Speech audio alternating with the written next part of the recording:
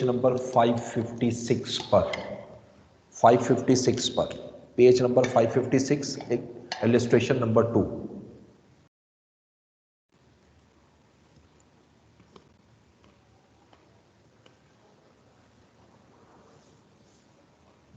Open कर लिया आप लोगों ने?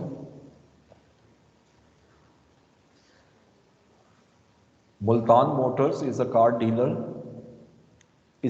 Dealer. It sells cars and offer a certain model for sales by lease. Price of the car in a cash sale 2 million. Cost of the car 1.5 million. यानी 1.5 million में car bye करता है और 2 million में उसको वो cell करता है. फाइनेंस ऑप्शन ये है कि एनुअल रेंटल है 804,230, lease term 3 years, interest rate 10%, estimated residual value nil, यानी इसमें अनगारंटीड रेजिडुअल वैल्यू गिवन नहीं है, और lessor cost of setting up the lease 20,000. ये जो 20,000 की कॉस्ट है इसको हम एक्सपेंस आउट करेंगे, ये कैपिटलाइज नहीं होगी क्योंकि केस है डीलर लेसर का. ठीक है, तो लेट्स स्टार्ट इट. सबसे पहला टास्क इसमें क्या करना है आपने,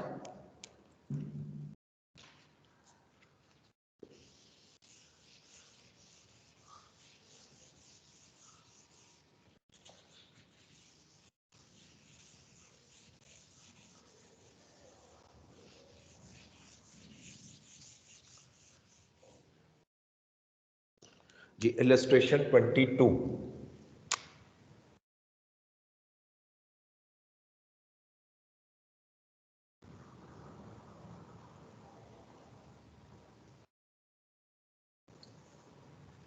सबसे पहले प्रेजेंट वैल्यू कैलकुलेट करें जिस तरह हमने पहले कैलकुलेट की थी. प्रेजेंट वैल्यू आप कैलकुलेट करें तो यहां पर एनुअल रेंटल है 804,230 इनटू 1 माइनस इंटरेस्ट रेट है 10%, 1.10 raise to power -3 divided by 0.10. जरा इसको कैलकुलेट कीजिएगा किसके इक्वल आ रहा है.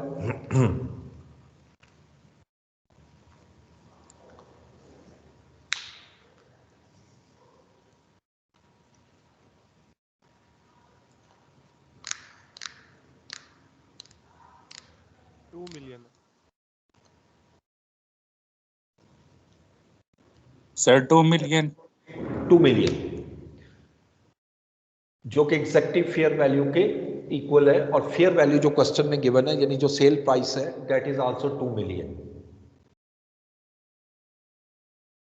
ठीक है, यहां मैं स्केड्यूल बना लूंगा और यहां जरा जनरल एंट्री पहले स्टेट की करते हैं. सपोज ये जो भी डेट तो यहां नहीं दी हुई, स्टार्ट ऑफ द लीज यानी स्टार्ट ऑफ द ईयर जो है, अब 2 एंट्री पास करोगे. डीलर लेसर का केस है. सबसे पहले डेबिट करोगे receivable NIL, net investment in lease shall be recognised at lower of, जो मैंने कल लिखवाया था, lower of present value of lease rent lease payments और फेयर वैल्यू ऑफ एसेट. इनमें से जो दो उनमें से कम है, अब चूंकि दोनों सेम है तो 2 million से मैंने डेबिट किया.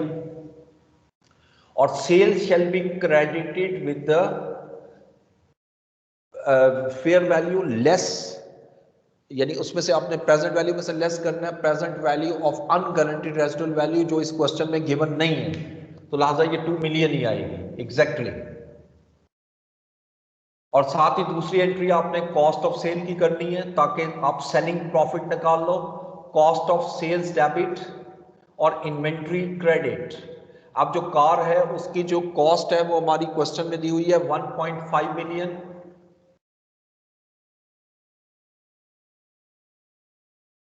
तो 1.5 million और 2 million का जो डिफरेंस है that is a selling profit, जो इनिशियल जिस दिन आप लीज को रिकग्नाइज कर रहे हो उसी दिन ये आपकी प्रॉफिट कैलकुलेट हो चुका है. अब ये रिसीवेबल है, इसको अब लीज के पॉइंट ऑफ व्यू से देखना सेम उसी तरह जैसे पहले करते आए हो, कोई फर्क नहीं है. यानी अगर मैं इसकी ईयर लूं,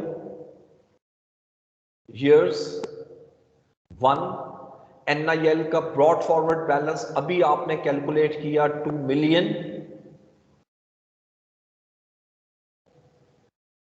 अब इसमें जो फाइनेंस इनकम है एट अ रेट ऑफ 10% और 10% आप 2 मिलियन का कैलकुलेट करोगे तो 200,000, और उसके बाद जो रेंटल आप रिसीव कर रहे हो वो क्वेश्चन में दिया हुआ है 804,230, ये माइनस होगा तो ऑटोमेटिकली मेरे NIL का रिसीवेबल का क्लोजिंग बैलेंस आ जाएगा।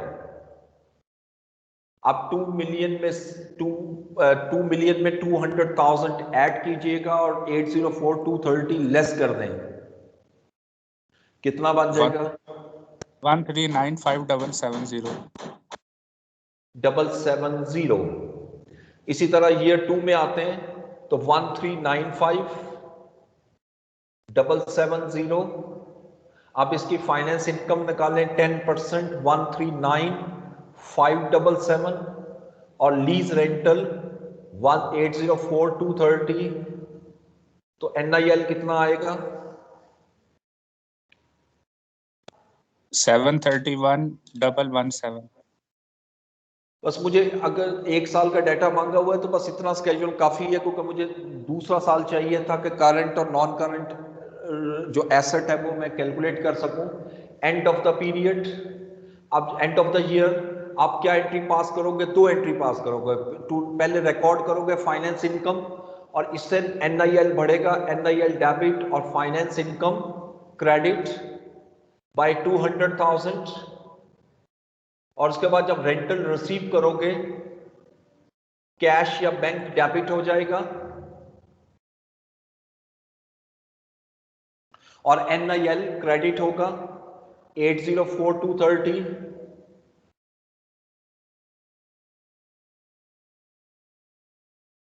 तो ऑटोमेटिकली आपके NIL का क्लोजिंग बैलेंस आ जाएगा। अच्छा, इसको रिकॉर्ड करने के बाद अगर मैं एक्सट्रैक्ट्स की बात करूं SOCI में,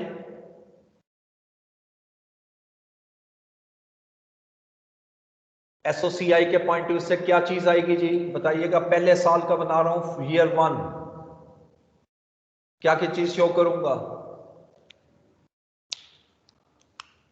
एक शो होगी सेल्स, सेल्स आपने की है 2 मिलियन। सेकंड शो करोगे cost of sales, cost of sales है 1.5 मिलियन। बेशक यहां से आप ग्रॉस प्रॉफिट भी निकाल लो, 500,000 ग्रॉस प्रॉफिट आया,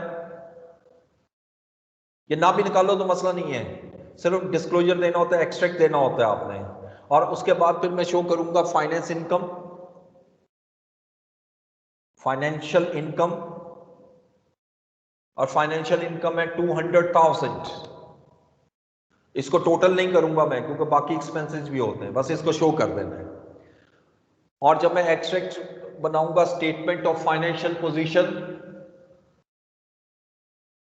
extract from statement of financial position at the end of year 1,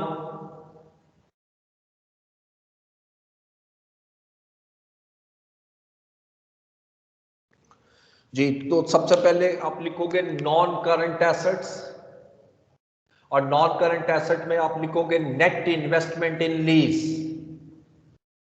जिसको लीज रिसीवेबल भी कहते हैं, net investment in lease.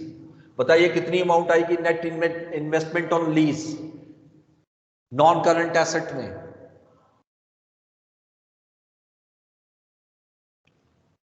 2 million.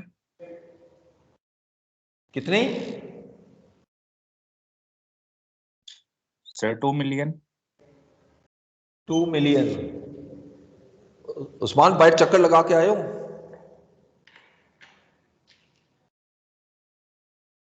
मुझे लगता है बाहर चक्कर नहीं लगाया आपने। ये पहला साल खत्म हो रहा है, ये आपके NIL का बैलेंस है, ये नॉन करंट एसेट है, ये नॉन करंट लाइबिलिटी है, कोई नई चीज तो नहीं कर रहे हो। वो लाइबिलिटी थी, यहां एसेट है, सॉरी, नॉन करंट एसेट और करंट एसेट। तो नॉन करंट एसेट आएगा 731,117, और उसके बाद लिखोगे करंट एसेट। करंट एसेट में भी हम लिखेंगे नेट इन्वेस्टमेंट इन लीज,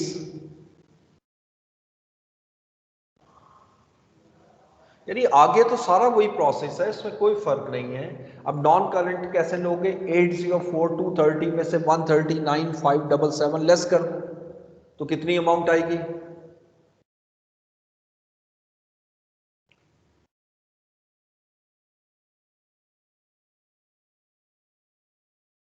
जी 64653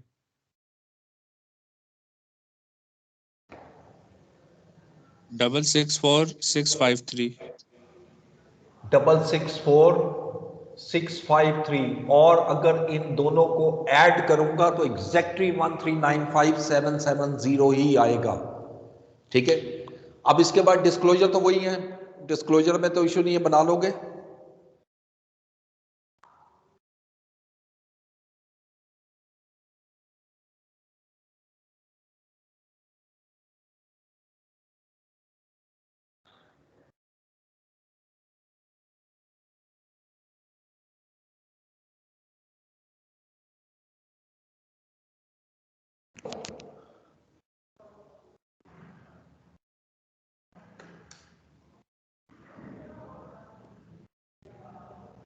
जी, इसके बाद आइएगा इलस्ट्रेशन 23 जो सीखने वाली है। इलस्ट्रेशन 23, इसमें अनगारंटीड रेजिडुअल वैल्यू आ रही है। क्वेश्चन देखें, वो लिखते हैं जी कि the following information is relevant. Price of the car 2 million, same वही क्वेश्चन है, यानी डाटा तकरीबन वही है। Car of cost of the car 1.5 million, लेकिन यहाँ फाइनेंस ऑप्शन में एनुअल रेंटल जो है वो चेंज है, 764018 है। लीज टर्म 3 इयर्स है, इंटरेस्ट रेट 10% है, और साथ में एस्टिमेटेड रेजिडुअल वैल्यू भी है 133,100। हाँ, एक एंट्री छोड़ गया मैं, जो आईडीसी आप पे करोगे उसकी एंट्री इनिशियल में जो होगी यहाँ पर, वो आप प्रॉफिट एंड लॉस डेबिट करोगे और कैश क्रेडिट करेंगे, और ये भी यहाँ शो होगा एसओसीआई 20,000 से। वो इस क्वेश्चन में भी है, पिछले में भी था। ठीक है, तो सारा डाटा तकरीबन सेम है, सिर्फ यहां चेंज क्या होगा, ये मैं सारा रेस कर रहा हूं। इलस्ट्रेशन नंबर 23, अब इसमें रेंटल जो है वो दिया हुआ है 764018। एक तो ये आएगा प्लस अनगारंटीड रेजिडुअल वैल्यू जो है वो 133,100 है, और इसको भी प्रेजेंट वैल्यू में कन्वर्ट कर लो 1.10 रेज टू पावर -3। अब इस हिस्से को कैलकुलेट करो पहले, सिर्फ इस हिस्से को, कितना आया?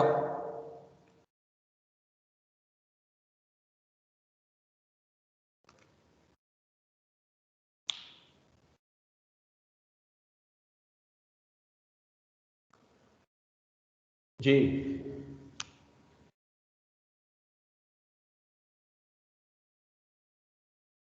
1.9 मिलियन आ रहा है। यस सर, राउंडिंग में 1.9। ठीक है, प्लस इसको कैलकुलेट करोगे तो ये 100,000 आएगा, तो ये एग्जैक्टली 2 मिलियन आ गई अमाउंट। ठीक है, अब जरा मैं जो चीज समझाना चाह रहा हूं वो इनिशियल एंट्री है। तो क्या एंट्री बनेगी इसकी? एनआईएल डेबिट करेंगे। एनआईएल कितनी अमाउंट से डेबिट होगा? मैंने टोटल अमाउंट कितनी रिसीव करनी है? 2 मिलियन।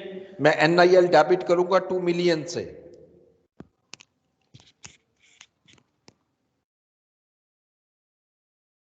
और मैंने जैसे कहा था कंबाइन एंट्री करनी है।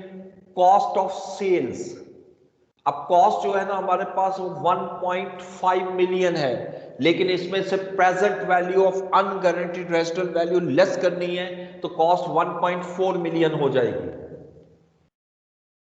उसके बाद सेल्स क्रेडिट करोगे।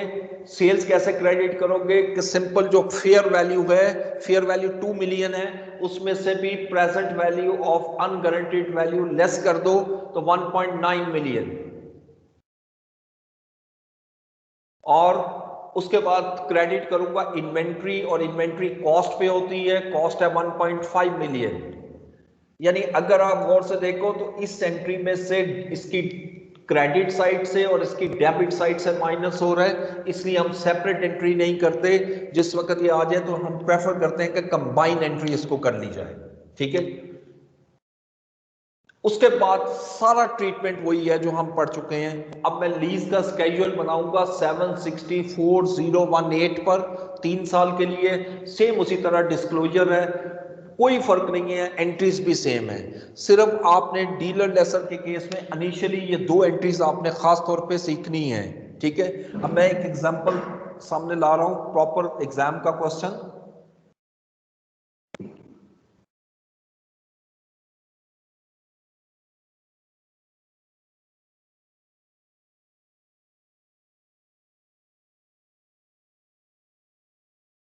जी एग्जाम्पल 8 देखिएगा, एग्जाम्पल 8 ये प्रॉपर क्वेश्चन है।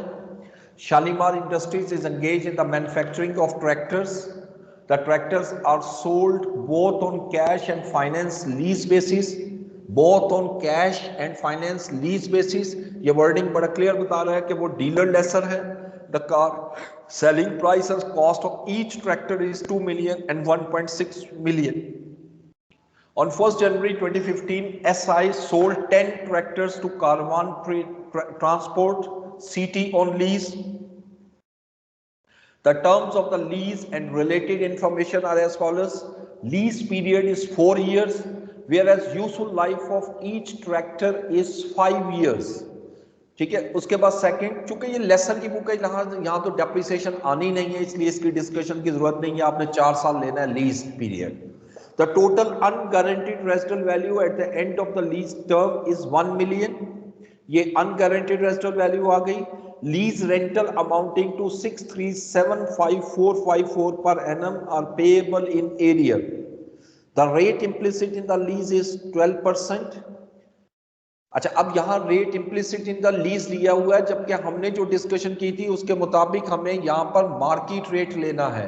अगर, और ये भी मैंने आपको बताया था कि जिस क्वेश्चन में मार्केट रेट गिवन ना हो और rate implicit in lease given हो, तो we always assume the rate implicit in lease is exactly equal to the market rate. ठीक है। तो उसके बाद in accordance with the requirement of IFRS prepare journal entries in the books of SI to record the transactions of the year ended 31st December 2015। एक तो 1 साल की entries require की हुई है, पहले साल की 31st दिसंबर 2015 की, और दूसरा note for inclusion in SI financial statement for the year ended 31st दिसंबर 2015। ठीक है जी। तो पहली कैलकुलेशन आप खुद करो, जरा करके रखो। मैं जैसे आ रहा हूं मैं आपके पास दोबारा, आप सिर्फ ये कैलकुलेट करो कि इसका प्रेजेंट वैल्यू क्या आएगी, यही आप इस तरह, और एक स्केड्यूल बना लो कितने सालों का आपका लीज एग्रीमेंट हो रहा है। 1 जनवरी 2015, रिपोर्टिंग डेट है 31 दिसंबर 2016 15, आपने 16 तक बनाना है, यानी 2 साल का स्केड्यूल बनाना है। ये बनाइए था।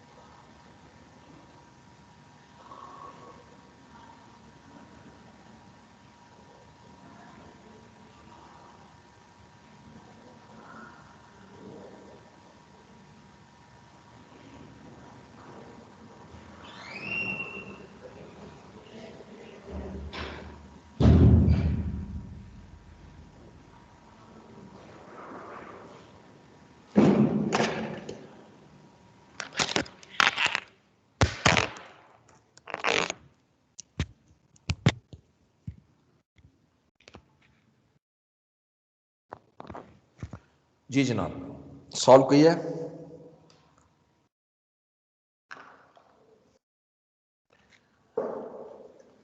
प्रेजेंट वैल्यू क्या कैलकुलेट की है?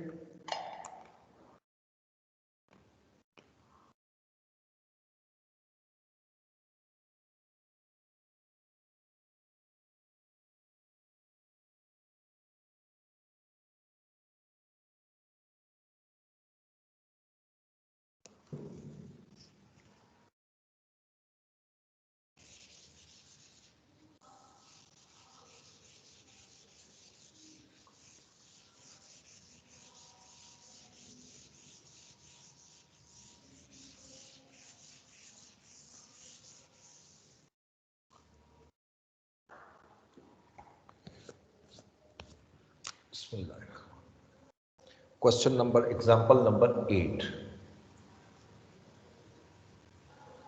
Part A. ये जर्नल एंट्रीज हैं, यहाँ जगह छोड़ देते हैं, यहाँ पे अच्छा, सबसे पहले आप कैलकुलेट करोगे प्रेजेंट वैल्यू। जी, लीज रेंटल हमारा है 6375454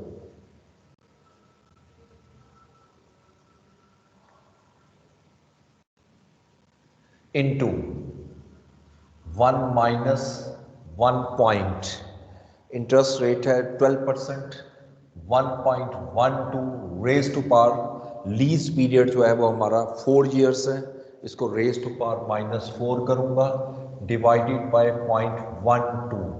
ये पहला हिस्सा हो गया इसका, प्लस अनगारंटीड रेजिडुअल वैल्यू जो उसने दी है वो 1 मिलियन है। ठीक है, 1 million into 1.12 raise to power -4। अब इसकी पहली कैलकुलेशन जो आपने की है वो बताइए क्या आंसर निकालना, पहला हिस्सा, क्योंकि ये दोनों सेपरेट लिखना जरूरी है, एंट्रीज में आसानी होगी आपके लिए। तो पहला हिस्सा क्या आया? 1936448 19 364481 4481 प्लस सेकंड पोर्शन देखें तो 6 35519 19। अब अगर मैं इसको प्लस करूं तो ये 199999 होता है, तो इसको मैं लिख सकता हूं 20 मिलियन। और फेयर वैल्यू देखो, सेल कितने में करते हो ट्रैक्टर, वो लिख रहा है tractors are sold both on cash and finance lease basis, cash selling price is 2 million. ये 2 मिलियन एक ट्रैक्टर की है और ये लीज एग्रीमेंट 10 ट्रैक्टर्स का है, तो 2 इंटू 10 20 मिलियन एग्जैक्टली इसके इक्वल आ गया। ठीक है, अब इसके बाद हम ऑब्वियसली स्केड्यूल बनाते हैं। स्केड्यूल बनाएंगे तो डेट, NIL ब्रॉड फॉरवर्ड। देखो पहली डेट जो है क्वेश्चन के मुताबिक जो पहला रेंटल हम पे करेंगे वो 31 दिसंबर 2015, और यहाँ NIL जो हमारे पास आ रहा है दैट इज 20 मिलियन। अब फाइनेंस इनकम जो है वो 12% होगी, और 12% अगर मैं 20 मिलियन का लूँ तो 2.4 मिलियन। एंड देन फिर रेंटल जो आप रिसीव कर रहे हो वो क्वेश्चन में गिवन है 6375474।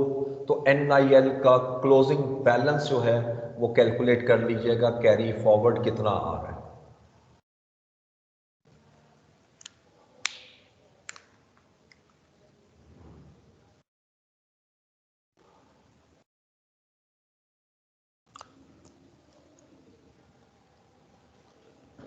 जी क्या बैलेंस आ रहा है?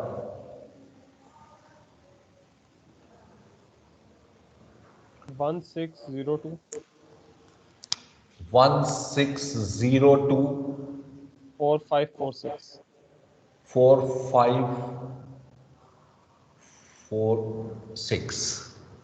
इसी तरह एक साल और बनाइएगा, 31 दिसंबर 2016, यही ओपनिंग बैलेंस आ जाएगा 1602 24,546। अब इसका 12% लें तो फाइनेंस इनकम आ जाएगी 19222945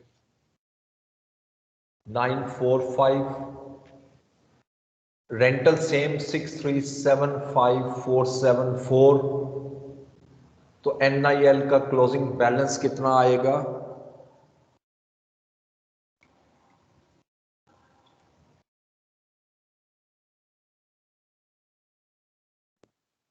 डबल 1572 जी 017। 017। ये ठीक हो गया जी। ठीक है जी। अब हम इसकी जर्नल एंट्रीज पास करेंगे। जो क्वेश्चन की रिक्वायरमेंट है 1 जनवरी 2015 को पहली एंट्री पास होगी। सबसे पहले मैं डेबिट करूंगा net investment in lease. Net investment in lease will be debited by 20 million।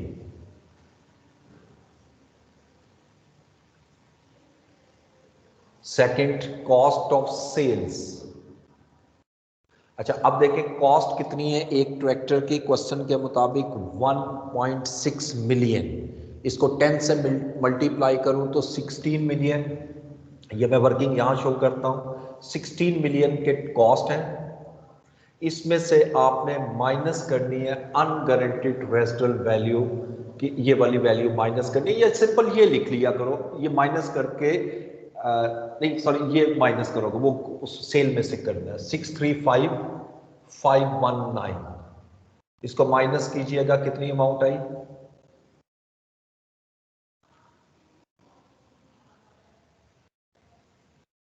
15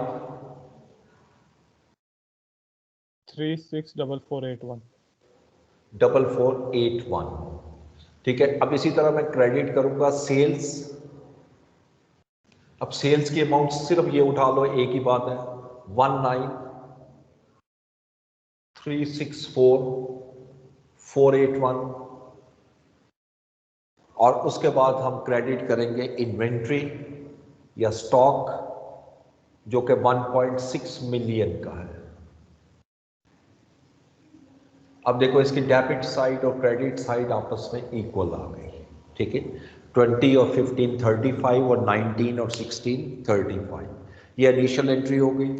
31 दिसंबर 2015 को सबसे पहले आप इस एंट्री को रिकग्नाइज करोगे, ये 2.4 मिलियन को। फाइनेंस इनकम को इसकी एंट्री होगी NIL डेबिट और finance income credit by 2.4 million.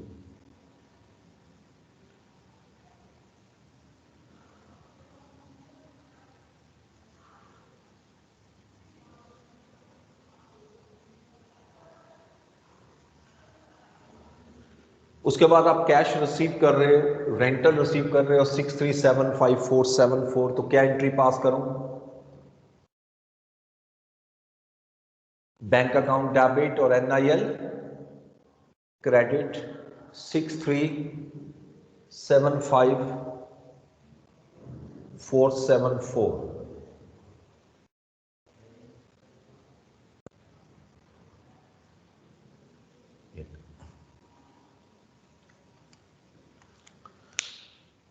ठीक है जी। अब इसके बाद बी पार्ट में वो डिस्क्लोजर रिक्वायर कर रहा है कि इसका डिस्क्लोजर बनाइए। B part. ओके, जब आपने डिस्क्लोजर बनाना है तो सीधा नोट की तरफ आइएगा। नोट कोई भी नंबर दे रहे हैं 5, नेट इन्वेस्टमेंट इन लीज।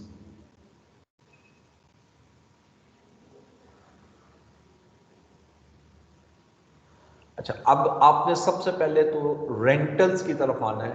पहले ग्रॉस निकालना है, फिर उसकी तरफ मूव करना है। रेंटल, कितने रेंटल्स आपने पे करने हैं?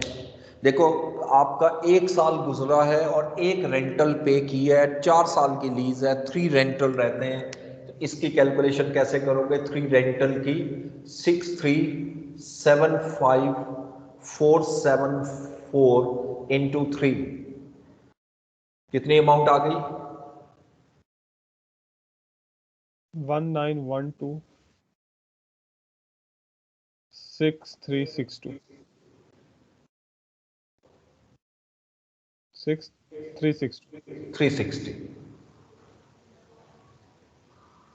Are you sure यही आ रही है? 2 है, लास्ट में 2 है, 0. 2 है, ओके बेटी, 362. ठीक है जी. अब इसके बाद आप लिखोगे इसमें रेजिडुअल वैल्यू, और रेजिडुअल वैल्यू जो है वो एज पर एग्रीमेंट 1 मिलियन है. 1 मिलियन. इसको जब ऐड करूंगा तो that is 2126 362. This is gross investment in lease, और इसमें से आप लेस करोगे अनअर्न्ड फाइनेंस इनकम,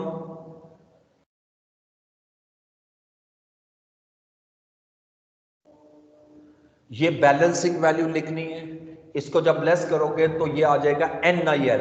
अब देखो NIL कहां से लेना है, स्केड्यूल में आइएगा. दिस वन इज NIL इस साल के एंड पर 16,024,546 जी.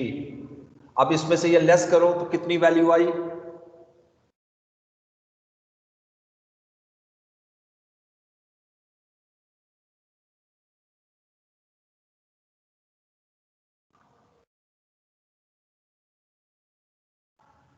4101816.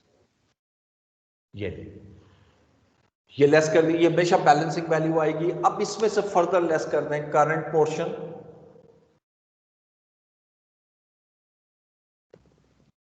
अब करंट पोर्शन के लिए हम क्या करेंगे कि इन दो अमाउंट का डिफरेंस ले लेंगे. ये दो अमाउंट 6375474 माइनस 1922945.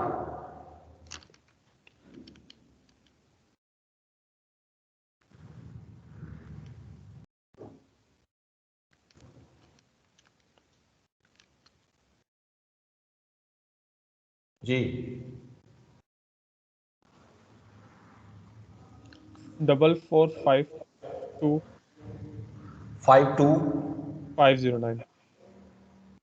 52509.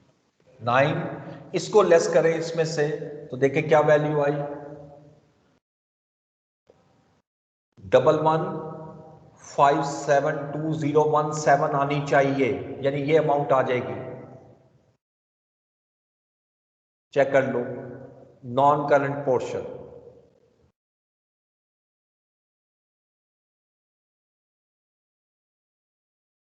सर 37 है, 17 नहीं है. 17. ऊपर भी 37 है और इधर भी 37, 2037 लास्ट. ओके, इधर भी 3 है, यहां पर भी 3 है. सर 1 की जगह पे जो लास्ट सेकंड लास्ट है, इधर 3 है, 37. यहां पर भी 37 ही आ रहा है. Yes sir. ठीक है, फिर ठीक. अच्छा, अब आइएगा नेक्स्ट में note 5.1. Maturity analysis.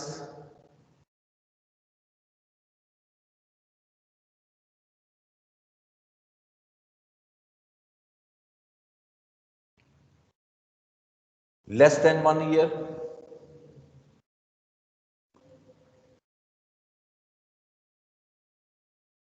Less than 1 year यानी अगले साल जो आपने पेमेंट करनी है, ये ग्रॉस लिखनी है. अनगारंटी वो यानी ये अनडिस्काउंटेड है, तो अगले साल जो आपने पेमेंट करनी है वो 6375474. फिर आपने लिखना है बिटवीन 1 to 2 years.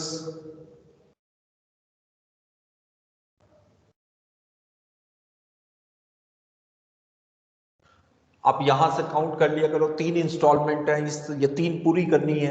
6375474, ये 2 इंस्टॉलमेंट हो गई. Then between 2 to 3 year. अच्छा, जब आखिरी इंस्टॉलमेंट पे करेंगे, लास्ट इंस्टॉलमेंट, तो ये वाली अमाउंट भी पे करेंगे और अनगारंटीड रेजिडुअल वैल्यू भी हम रिसीव करेंगे 7375474. अब इसको ऐड कर लें.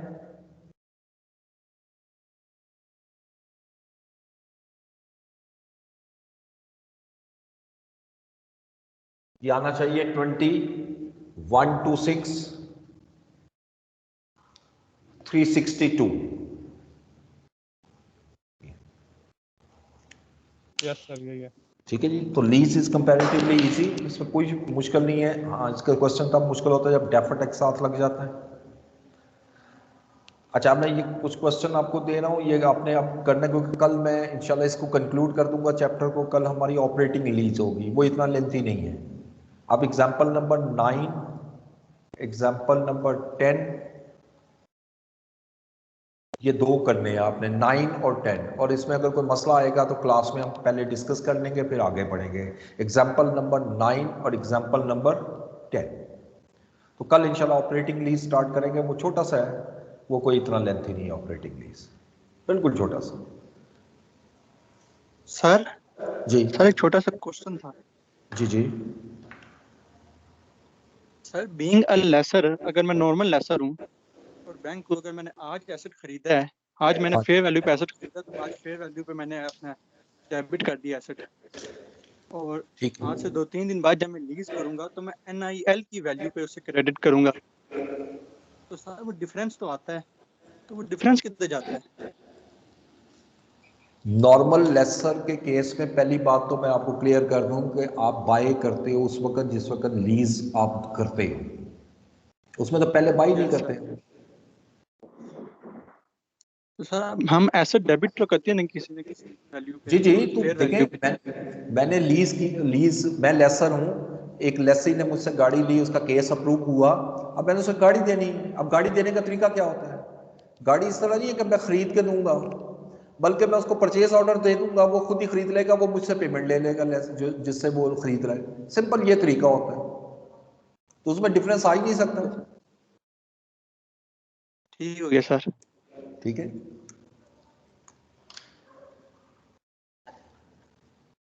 जी। अटेंडेंस में मार्क कर दूं पहले।